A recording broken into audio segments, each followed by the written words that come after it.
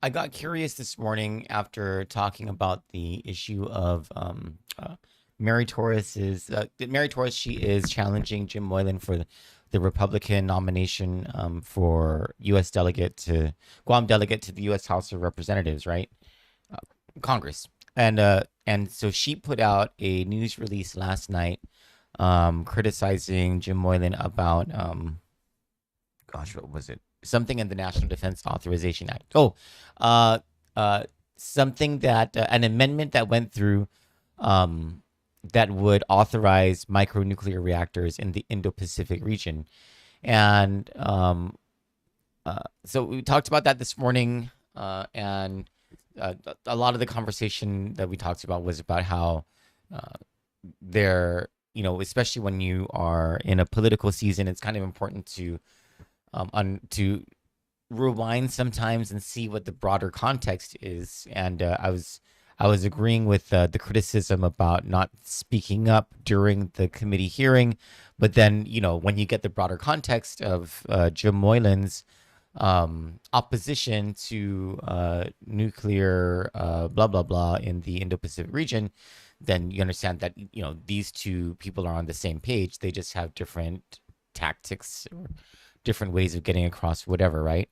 And so it made me curious about what else might be in the NDAA, and I got information out of the congressman's office, and yeah. So tonight we're not going to be discussing Cortec or GVB or the Tenorio corruption case.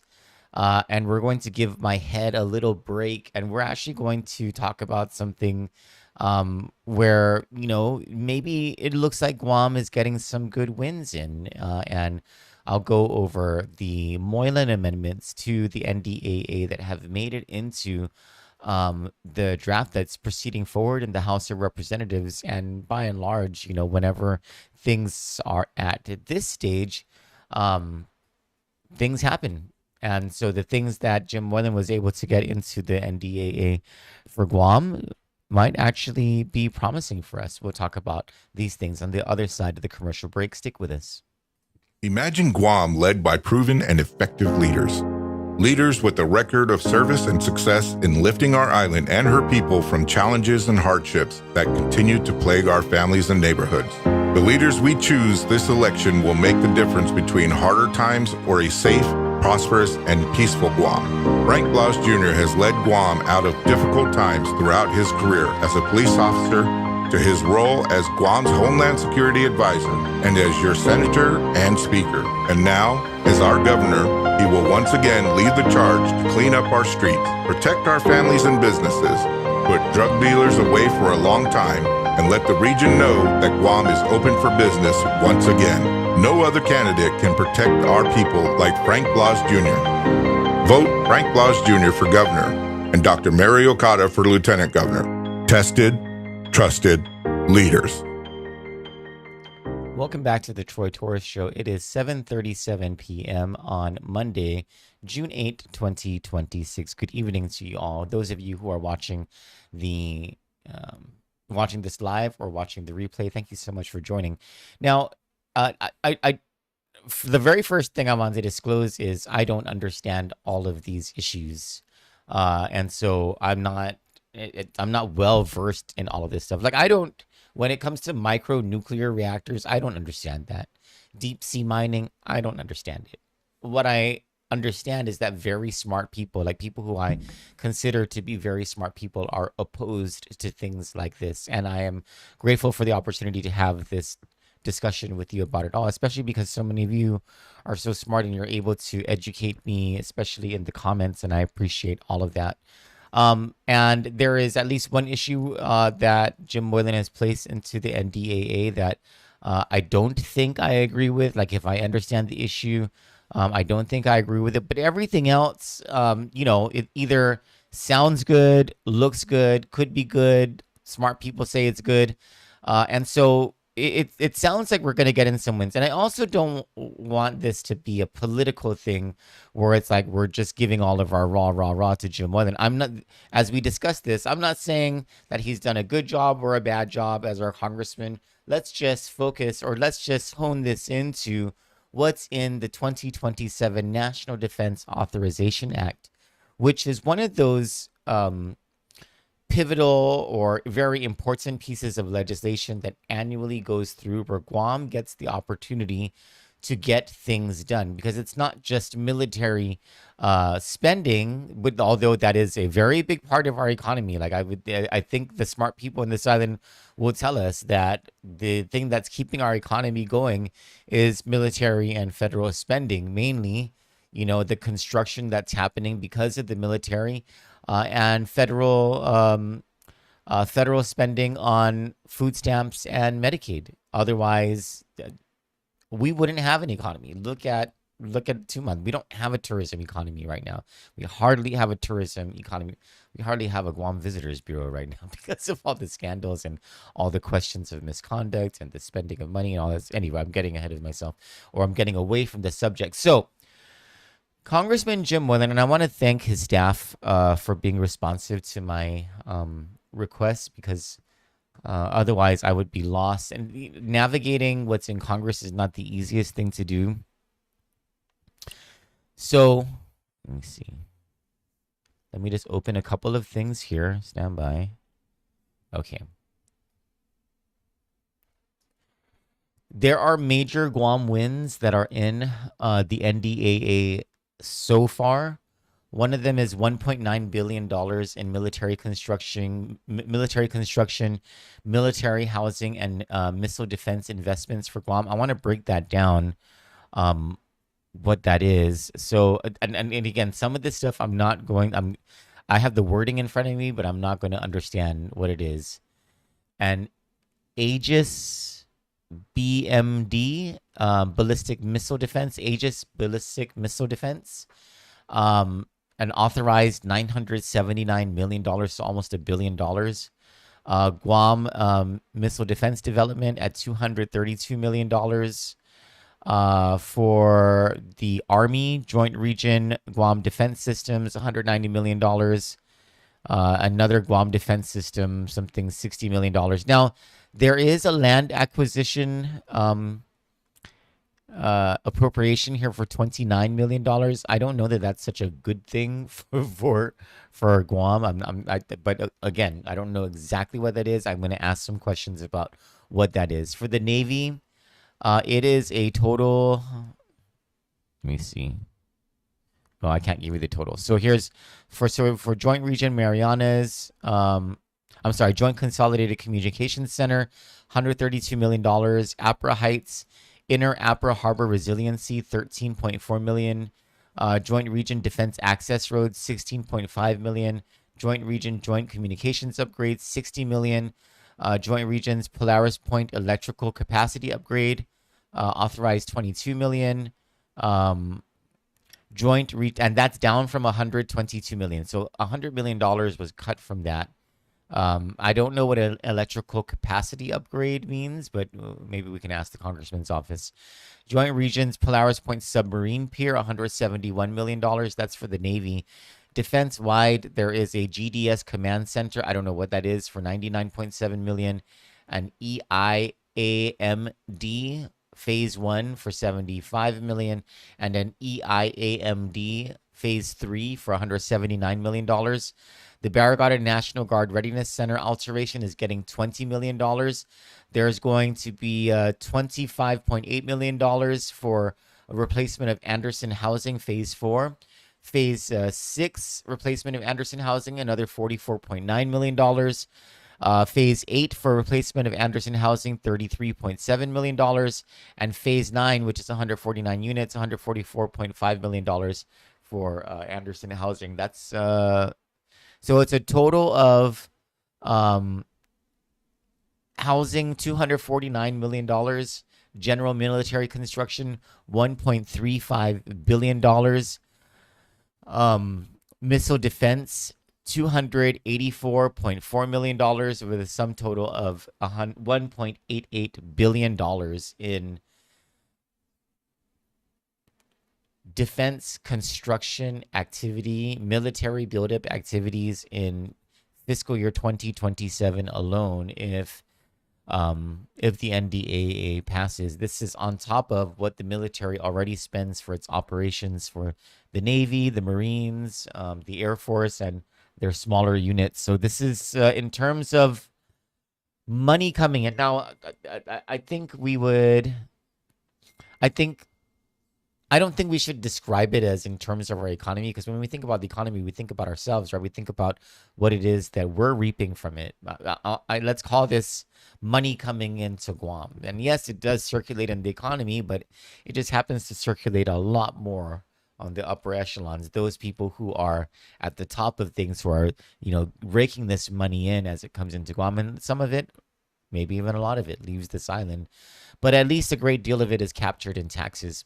Um, and so that helps to explain the financial situation of the government, right?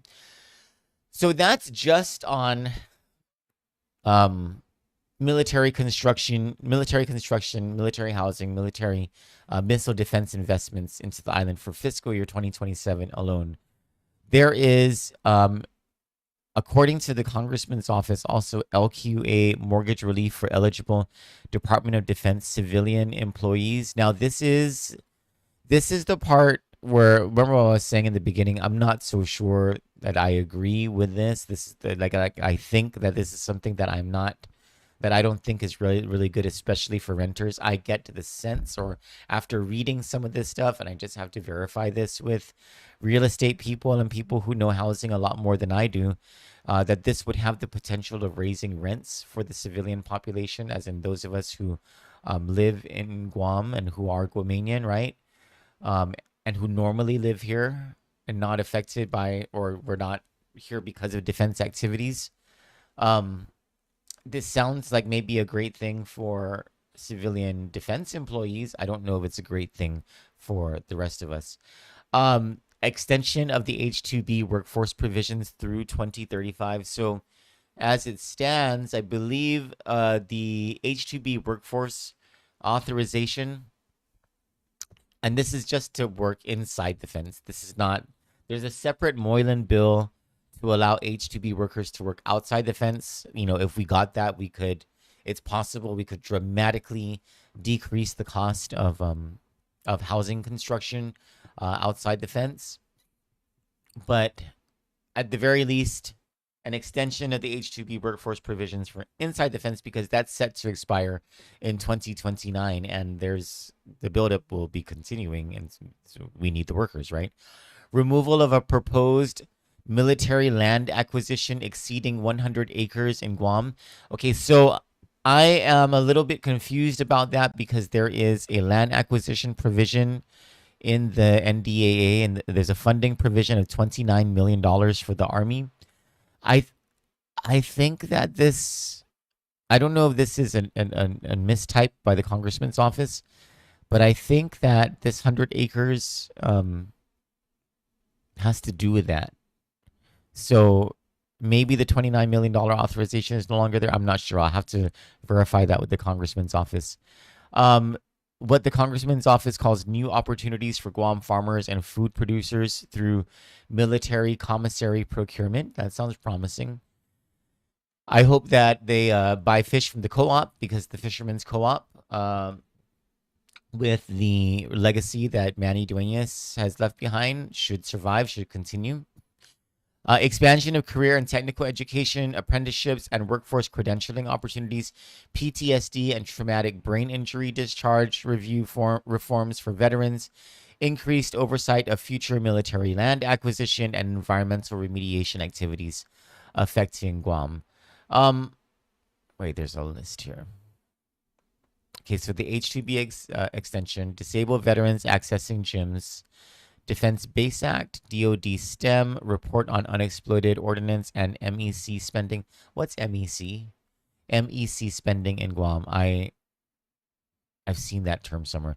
Land procurement reporting requirements, EAC reporting requirements, maritime workforce EO reporting, removing land acquisition. Okay, so fresh produce and commissaries, Coast Guard airlift in Guam. So, and then there's a bunch of studies too, right? But let's go through the stuff that's not studies, the study stuff, and I think a lot of the stuff in the studies is going to make people happy, I think.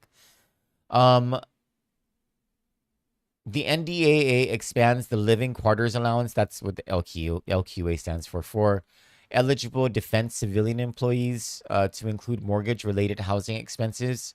So I guess if you are defense civilian employee and you have a mortgage in Guam, something called the living quarters allowance, if this passes, would apply and you would get to use that toward your mortgage, if I'm not mistaken. That sounds like a really good thing all around. Like, I don't think that hurts anybody. For many local federal employees, this change will provide a pathway toward home ownership while helping families manage Guam's high housing costs and build equity for the future. Okay. Now, I wonder whether this also includes allowances for rent, because if it includes allowances for rent, like just in my elementary understanding of how this works, like I would imagine that that would be an incentive for the market to continue to increase rental prices because of the additional strain on supply. There's also a provision that Congressman Moylan was able to include that would require the commissary to increase its purchasing from farmers, ranchers, fishermen, and food producers in order to sell locally grown products. That's wonderful. If that really gets in, that's fantastic. Uh, that's talk about a way of exporting. That's an export business when you think about it. Um, the securing of the H-2B workforce provisions through 2035 would just be an extension from 2029. And because, I mean, that's just self-explanatory about why that's very important. That's critical. I was wondering about this the opportunities for students and a skilled workforce. So there's not too much of an explanation. Hold on. I have the amendments actually. Let me open this amendment. This is about expanding opportunities for Guam residents to pursue trades like welding, construction management, ship repair, manufacturing. Let me just open this up. Stand by. Oh, I'm getting information that the $29 million land procurement amendment is to stop the Army from purchasing their already planned procurement for more land. Oh, okay. So that's a good thing. So they're stopping the Army from getting more land. Okay, good. Let me open, hold on. There is an amendment involving, okay, no, not that one. Sorry. I'm trying to navigate what is not the easiest thing to, like, I don't know how these Congress people do it. Okay. One of the Moylan amendments is called Eligible Educational Programs, expansion of eligible educational programs under the Smart Defense Education Program. It's amended by striking is pursuing blah, blah, blah.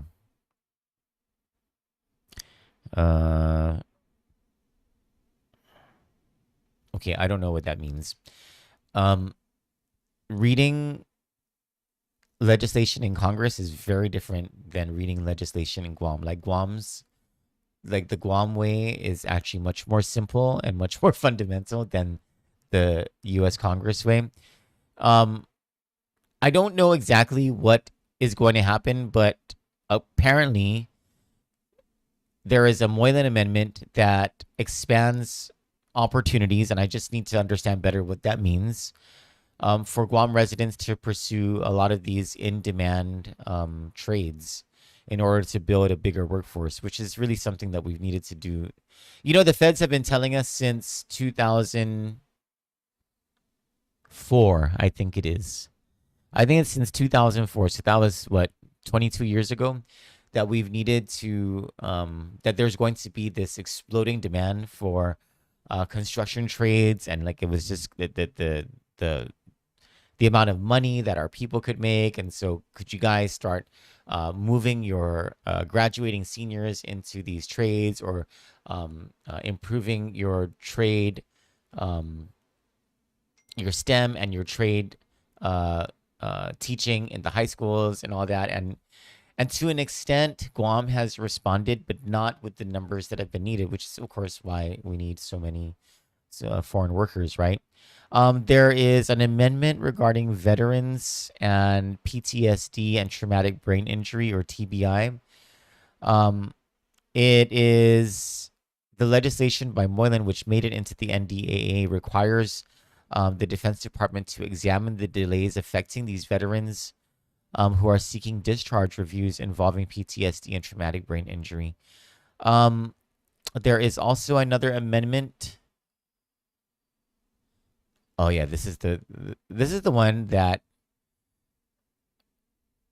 I think should be celebrated very greatly. I mean, it doesn't affect your pocket or my pocket directly very much, but I mean, it affects our sense of pride in our island, and also it makes us feel better about the deal that we've been getting since signing the programmatic agreement back in 2011. So Congressman Moylan was able to remove a proposed military land acquisition exceeding 100 acres from the NDAA. You know, back in 2011, one of the biggest promises that the Navy made about the military buildup was that they were going to have this net negative. That by the time the military buildup was over, the federal government, and not just the military, but the federal government, was going to own less land by the time the military buildup ended than they did in 2011. And then we got word a couple years ago that the military was going back on that net negative promise. And so it is heartening to see that on the congressional level, our congressman was able to remove the acquisition of 100 acres of land from the NDAA. And that, to me personally, that's something to really celebrate. Okay. So there are certain studies, right, that the congressman, and this is what I'm kind of excited about these, and I do need to follow up on a study that made it in a couple of years ago that we heavily criticized Congressman Moylan about. And it's because these studies, these are not just studies, these are signals Congress is making about future authorizations, future funding, and future actions, not just in the NDAA, but in other types of legislation. When Congress mandates a study and tells a federal agency, we want you to do this and to report back to us by such date the findings that you have about this, it's because they're going somewhere. They're paving a path toward something. And so a couple of years ago, it slipped into the NDAA, was the mandate for a study for Indo-PACOM, for the Department of Defense, to see whether there were certain things that Indo-PACOM needed to be sorry, my cat wants to get up. He likes to be held, and he likes to bite me. That for the Department of Defense to study, to figure out what components of the military buildup or the Indo-PACOM buildup could be moved over to the southeastern United States. And that drew a lot of criticism from me and from others. And I'm wondering I never followed up what happened to that study and whether anything was lost because of that. But that was very much directed at removing resources from this area, resources that we thought should have stayed with the CNMI, with Guam. It wasn't even going to be for Hawaii because I can't remember the name of the initiative, but the initiative doesn't even include Hawaii. So anyway, my point is that these studies are important. And so these are the studies that the congressman got into the NDAA. One is about military recruitment in Guam, requiring an assessment of current recruitment trends, whether there are any barriers to enlistment, such as medical processing times and access to ASVAB assessments, and recommendations on how to improve recruitment efficiency. And this comes from the concern that it's been taking some time to get those signing up for the military in Guam to enroll into the military, to make it in. There's a medical readiness in the U.S. affiliated Pacific Island study. This is the one that I think might pave the way for that funding that Governor Lulian Guerrero has been talking about, and also Congressman Moylan, funding for the hospital and funding for maybe even a new hospital. So this study that Moylan got in um, calls for an evaluation of the civilian hospitals, and this is not just for Guam. This is for the what's called the U.S. affiliated Pacific Islands. It's Guam, the CNMI, Palau, the Marshalls, the FSM. I think is it the the FSM, and American Samoa. An evaluation of civilian hospitals and health systems located across the U.S.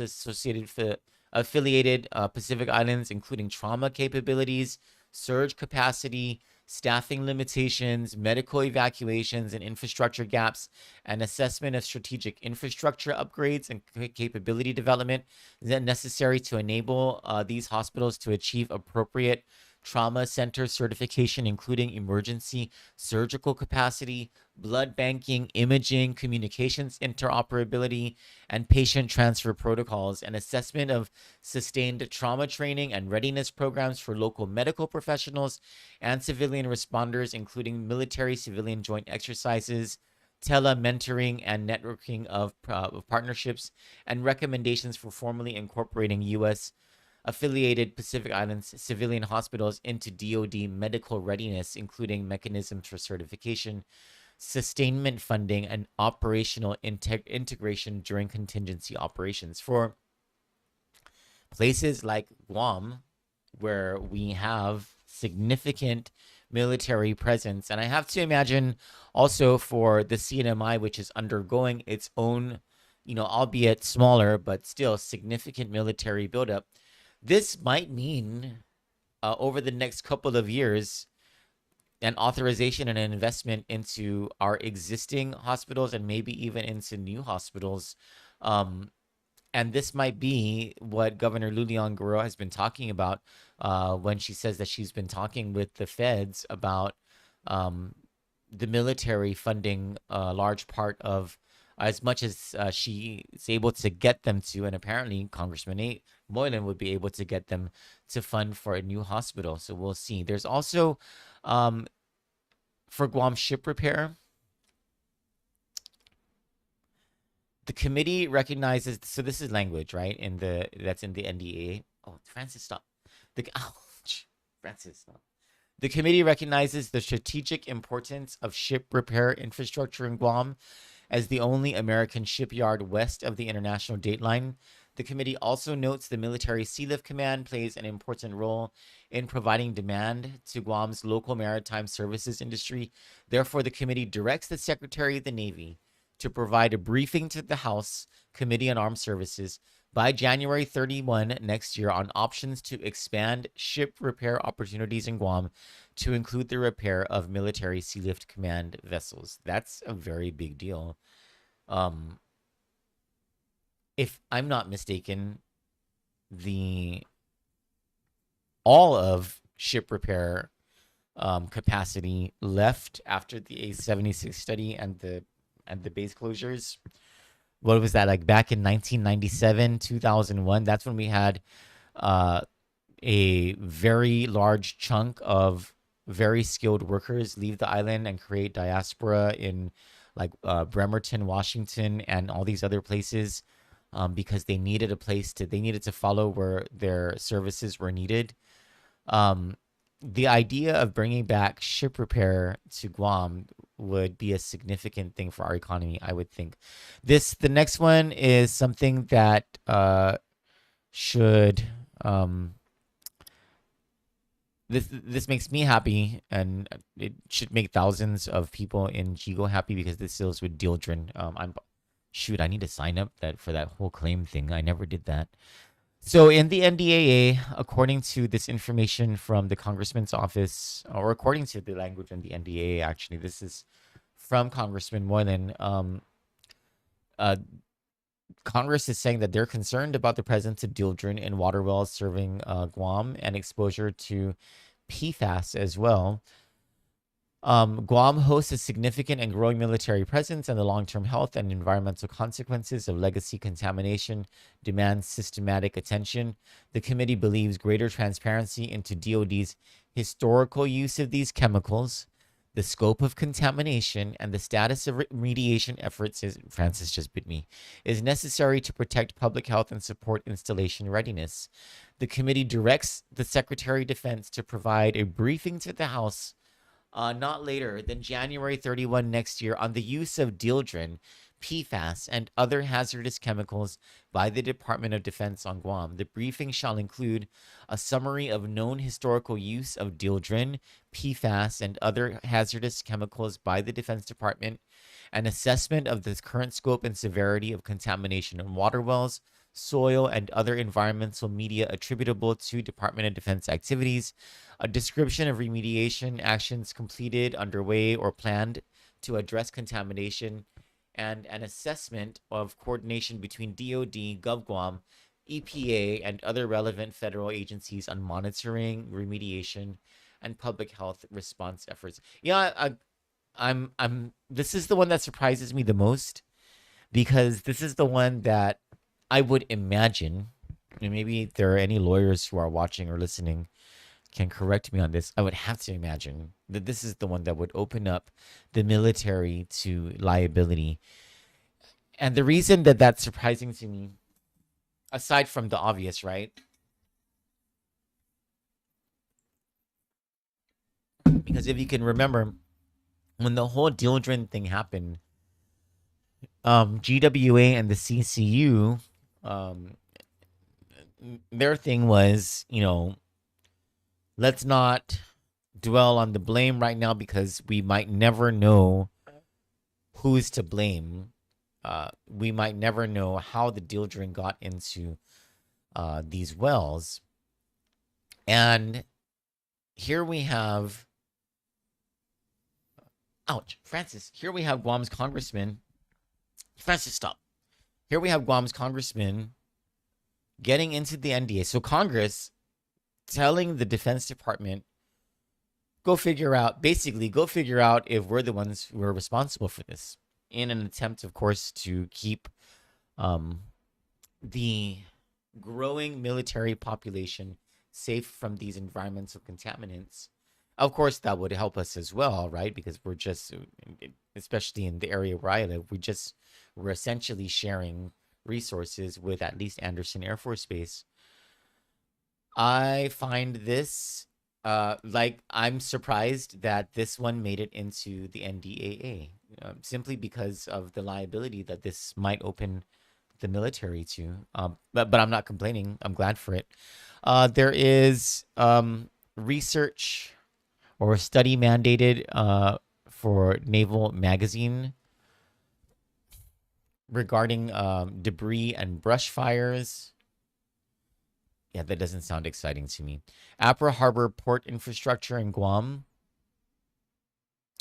A study to assess using Defense Community Infrastructure Program grants and other authorities to support replacement of aging gantry cranes. So is this on the DoD side or is this on the Port Authority of Guam side? It just says Apra Harbor.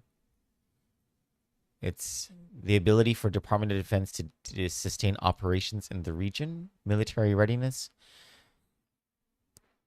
Are there gantry cranes on the military side? Yes, right? I don't know. Okay, so I'm not, it's one of those things where I'm not entirely versed on stuff, right? I'm not sure if this is requiring a study on the replacement of aging gantry cranes at the Port Authority of Guam. If it is, that's wonderful. Because what this essentially is signaling is Congress's consideration of funding, at least maybe in the next NDAA or the NDAA after that, replacement of gantry cranes, which would be a wonderful thing. Defense access roads, flood mitigation, blah, blah, blah. Okay, so that's more money for road construction. Military construction and joint marinas. Okay, we already went through all that. Yeah, so not bad. Not bad at all. I spoke with a source at the congressman's office because one of the things that stood out was the whole H-2B thing. And I was like, well, were you able to get a language into the current NDAA to allow H-2B workers to work on this side of the fence. And I was told that and I was reminded actually that the congressman introduced standalone legislation that he hopes to get through. So, I mean, I I don't know. I'm assuming this is not an exhaustive list of everything that Guam needs and wants, right? But there seems to be a lot of good stuff in here. Some stuff I don't understand. I sure as heck don't understand all the military construction stuff. But but I do understand it's a lot of money that's coming in 1 year. I don't understand how that would affect affordability outside the fence. But I imagine because we don't have a strong tourism base and a strong tourism economy, whatever money we get in from the federal government to circulate here would be a good thing, especially if it's money that would go directly into the pockets or like would cycle very quickly into the pockets of the everyday Guamanian. Uh, the studies in this thing, aside from the investments that are going to be made and the authorizations that are going to be made right away, and also the especially that taking out of the 100 million or the 100 acres of purchase, 100 acres that the Army wanted to acquire, all that stuff being good, but it's the stuff that's in the studies that is really pretty cool. All right. Good job, Congressman Moylan and your staff. And I will await what people have to say, especially about these more technical things that I don't really understand, so that I can learn better from from all of you who are way smarter than I am. And, maybe if Congressman Moylan's opponents, Mary Torres and Alicia Lim Tiaco, or his critics who are out there who are looking at national and foreign policy as it affects Guam, are able to submit their thoughts either in news releases or op-eds about this NDAA, about each of these initiatives, and about things that they believe are lost opportunities or should have made it into this NDAA. I welcome all of this discussion. But from my civilian eye, it looks like quite a bit in Guam's favor, and even to the favor of the CNMI and others throughout this region have made it into the NDAA, and I appreciate that very much. That's all I have for tonight. Please join me for the morning show, the Tuesday news analysis at 8 a.m. tomorrow. I don't know what our subject is, but I get the sense that we'll return to Cortec, GVB scandal, Tenorio corruption case, stuff like that. For Kandit News, I'm Troy Torres. You all have a wonderful evening. Good night, and God bless you all.